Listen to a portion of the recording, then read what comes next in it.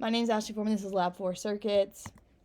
So the purpose of this lab was to predict the behavior of circuits containing resistors in series and parallel, use multimeters to measure the actual values of conventional current and potential difference in the circuits, examine the behaviors of ohmic resistors and capacitors, and the physics principles with the loop and node rules, energy conservation, the current in equals the current out, and delta V round trip equals 0, the energy and current conservation, which is essentially that, and then steady state that it does not change very much. The main results, so when we were measuring the two batteries with the amp meter readings, we got I1 equaling 0.02 amps and the second one equaling 0.05 amps, but these should be the same. It's just something with our circuit, like the amp meter itself. And so then when reversed, these read the same. And then when we replaced the amp meter with the voltmeter, both of them equaled 3 volts.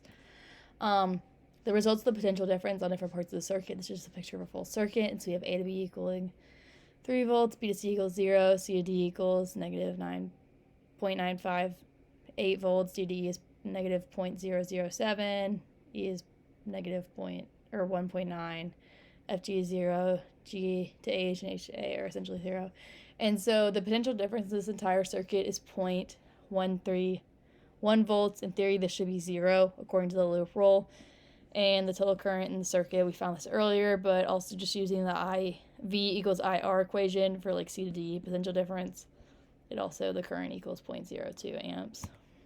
So here's the results, the graph of the potential. This is what I put with the values essentially we had.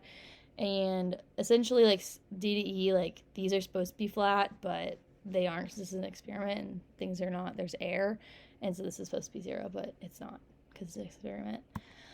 And then this is the R and C circuit, and so you can see the light bulb here. And so when a capacitor is charging and discharging, there's a flow of current, and as the capacitor reaches the end of its charging or discharging period, this flow of current slows and then ultimately stops.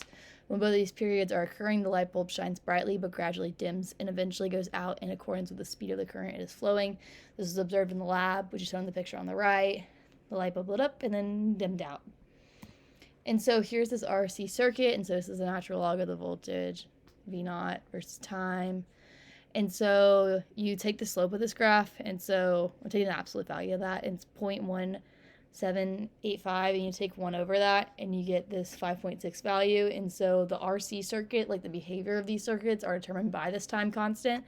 And so that's the resistance times the capacitance, as the RNC stands for. And the larger the number, the slower that the capacitor charges. And so in the case of our experiment, our actual circuit would have a much higher RC value than the virtual one.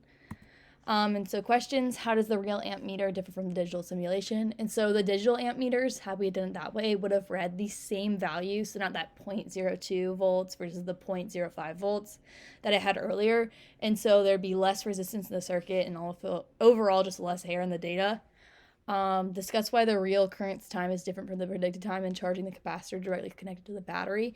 And so similarly to the thing above, there would be less resistance in the circuit because like the wires and the batteries would have been perfect, and therefore there would have been less resistance in the circuit, allowing the capacitor to fully charge faster. And that's all. Thank you. Oh, and then air is because of our reading devices, our batteries, our wires, and everything like that.